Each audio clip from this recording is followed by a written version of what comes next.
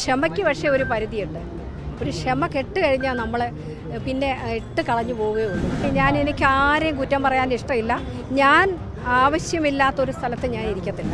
കോൺഗ്രസ്സിലേക്ക് വരാനുള്ളൊരു കാരണം എന്ന് പറയുമ്പോൾ ഞാനിപ്പോൾ ഒരു രാഷ്ട്രീയത്തിലും ഇല്ല. 2-2.5 വർഷമായിട്ട് മത്സരിക്കുക എന്നുള്ളതല്ല, അതൊക്കെ വേറെ തീരുമാനം.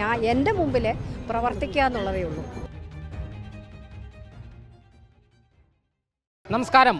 പതിറ്റാണ്ടുകൾ നീണ്ടുനിന്ന CPM ബന്ധത്തിന് അന്ത്യം കുറിച്ചുകൊണ്ട് ഐഷ പോറ്റി കോൺഗ്രസിൽ ചേർന്നിരിക്കുകയാണ്. എന്തായാലും നിയമസഭാ തെരഞ്ഞെടുപ്പ് അടുത്തിരിക്കുന്ന ഈ ഒരു സമയത്താണ് ഐഷ പോറ്റിയുടെ ഈ ഒരു മനംമാറ്റത്തിനുള്ള കാരണം എന്താണ്?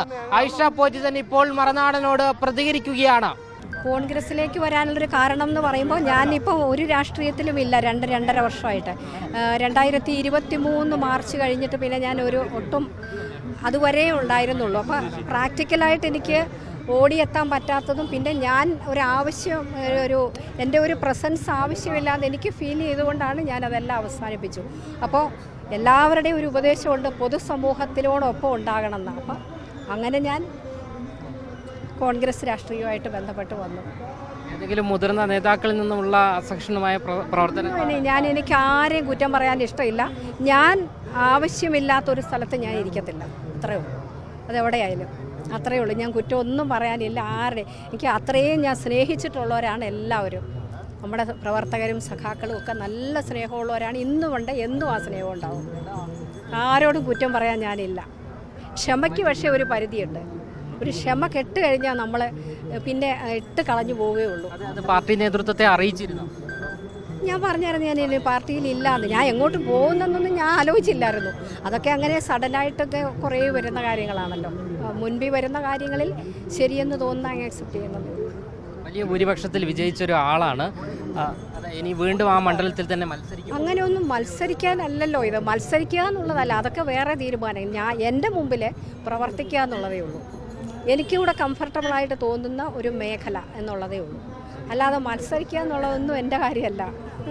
പണ്ടും അല്ലായിരുന്നല്ലോ, പണ്ടും ആയിരുന്നില്ലല്ലോ, അൺഎക്സ്പെക്റ്റഡ് ആയിട്ട് വന്നിട്ടുള്ളതാണ്.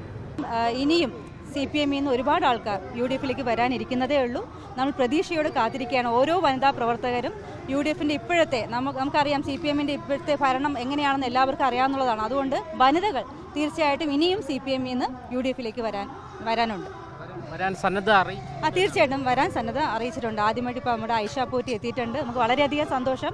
എല്ലാവരും ഹൃദയം നിറഞ്ഞ അവരെ സ്വീകരിച്ചിരിക്കുന്നത്. ഇനിയും വനിതകൾ CPM നിന്ന് UDFിലേക്ക് വരാനിരിക്കുന്നതേ ഉള്ളൂ. എന്തായാലും കോൺഗ്രസിന്റെ കേന്ദ്ര സർക്കാരിനെതിരെയുള്ള ലോക്ക്ഡൌണിന് മുന്നിൽ നടന്ന രാപ്പകൽ സമരപന്തലിലാണ് ഇത്തരത്തിലൊരു നാടകീയമായ സംഭവം ഉണ്ടായത്.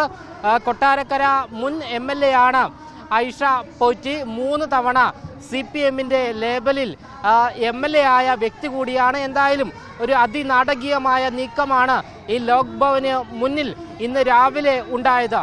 ക്യാമറമാൻ അഖിൽ അശോകിനൊപ്പം അമൽ രുദ്ര, മറുനാടൻ മലയാളി, തിരുവനന്തപുരം.